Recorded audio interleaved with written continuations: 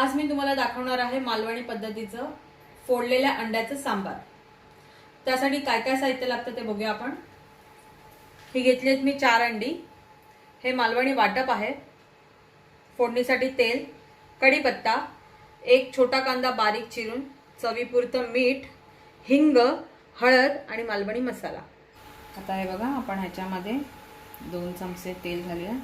थोडंसं तेल जास्त। बघा, कढीपत्ता पण टाकला। तेल अजून थोडंसं तापायचं।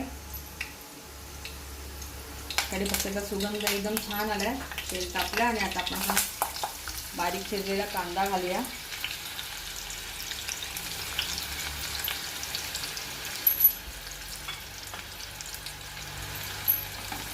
आणि हा आता कांदा थोडासा परतून घ्यायचा। हा बघा, हा आता आपला कांदा थोडासा ट्रान्सपरंट झालेला आहे। आता आपण ह्याच्यात घालणार आहोत हिंग घालायचं, हळद घालायचं आणि मालवणी मसाला घालायचा। आता आपण हे थोडंसं हिंग घालू आणि हे हळद आणि मसाला एकत्र घालू। आता हे आपलं घालून झालं। आता हा मसाला थोडासा तेलात छानसा परतून घ्यायचा आहे। तेलात मसाला थोडासा छानसा परतला ना की त्याचा तवंग छान येतो। आणि आता आपण घालणार आहोत ह्यात हे मालवणी वाटप। जे आपण 1 वाटी मालवणी वाटप घेतलं होतं ना, ते पूर्णच्या पूर्ण याच्यात घालायचं।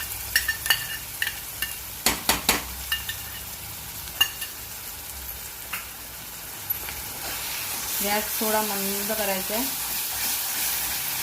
आणि ह्या तेलात आणि ह्या मसाल्यात हे वाटप छान एकजीव करून भाजून घ्यायचं।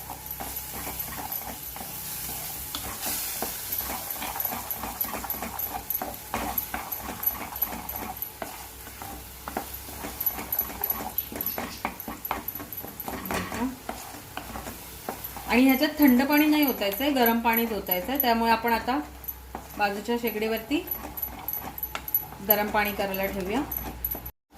आता हा आपला मसाला चांगला फ्राय झालाय आणि आता आपण ह्याच्यात घालणार आहोत गरम पाणी। आपल्याला जेवढं पातळ जेवढं घट्ट हवंय त्यानुसार पाणी घालायचंय। मी ह्याच्यामध्ये 1 कपभर पाणी घातलंय गरम आणि आता हे मिक्स करते आणि गॅसची फ्लेम मीडियम ठेवायची।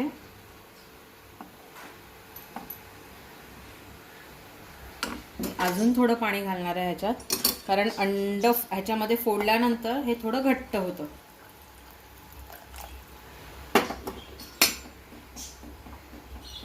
आणि हे थोडं पातळच केलेलं चांगलं। भातावर पण छान लागतं, चपाती बरोबर पण छान लागतं, भाकरी बरोबर पण छान लागतं। आता ह्याला 1 उकळी यायला द्यायची। 1 उकळी आली की आपण ह्याच्यात चवीनुसार मीठ घालणार आहोत। आपल्याला नंतर अंड फोडल्यानंतर मीठ घालायचं नाहीये, त्यामुळे आता 1 उकळी आली की त्याच्यात आपण मीठ घालणार। हे बघा, ह्याला आता उकळी आली आहे। आता आपण ह्याच्यात चवीनुसार मीठ घालूया।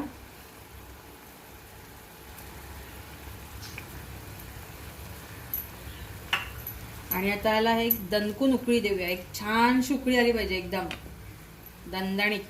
हे बघा, ही कशी आता दणदणीत उकळी आली। आता हे उकळल्यानंतर गॅस स्लो करायचा आहे आणि हे असंच उकळायला द्यायचं आहे। आता आपण त्याच्यात 1 अंड फोडणार आहोत। तर पहिलं काय करायचंय, आता हे अंड आपण घ्यायचंय। काही जण जे रेग्युलर करतात ते लोक फटकन त्याच्यामध्येच फोडून त्याच्यामध्ये ओततात, पण आपण एका वाटीत घ्यायचंय। अंड फोडायचंय आणि असं वाटीत घ्यायचंय। 1 अंड फोडून 1 वाटीत घ्यायचंय आणि हे जे आपण ठेवलंय त्याच्यात ओतायचंय। हे बघा, आता हे जे आपलं उकळत आहे त्याच्यात एका साईडला व्यवस्थित ओतायचंय। आता ह्याच प्रमाणे आपण 4 अंडी आपण ओतून घेऊया।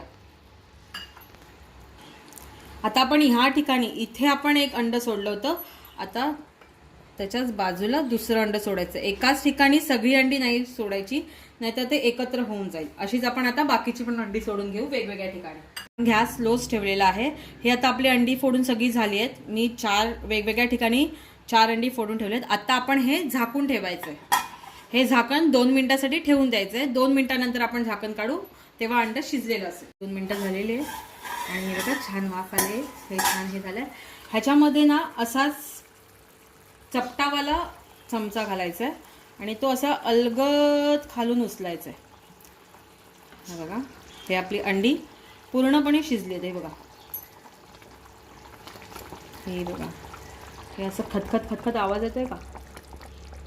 हे बघा, हे बघा, हे बघा, आपलं हे अंड पूर्ण शिजलेलं आहे. दिसतंय का तुम्हाला? हे बघा,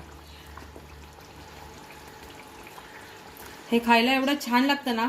जे आपण अंडी उकडून करतो ना अंड्याचं सार, ते एवढं खास नाही लागत. हे खूप छान लागतं. हे बघा, हे उकडलंय पूर्ण. आता हे आपण थोडंसं पलटी मारायचं आहे, कारण दोन्ही साईडने छान शिजलं पाहिजे म्हणून. मला असं दोन्ही साईडने जास्त ढवळायचं नाहीये.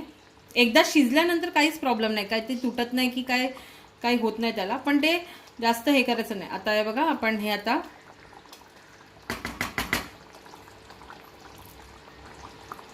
अर्धा मिनिट ह्याला असंच ठेवू आणि मग सर्व करू. आपलं झालेलं आहे. गॅस बंद करूया आणि आपण सर्व करूया. तर आता काय करायचं,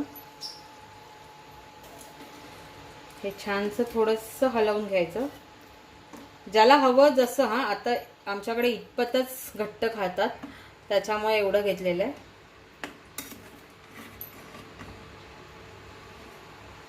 आता हे आपण सर्विंग बोलमध्ये काढूया.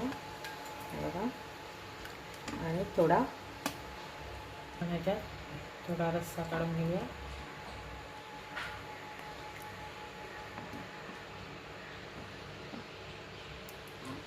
ह्या तयार झाला आपला अंडा फोडून अंड्याचा सांबारा. हा बघा, ह्या तुम्ही बनवूनच बघा काय लागता. आपलं हे अंड्याचं फोडून अंड केलेलं अंड्याचं सार रेडी आहे मालवणी पद्धतीचं.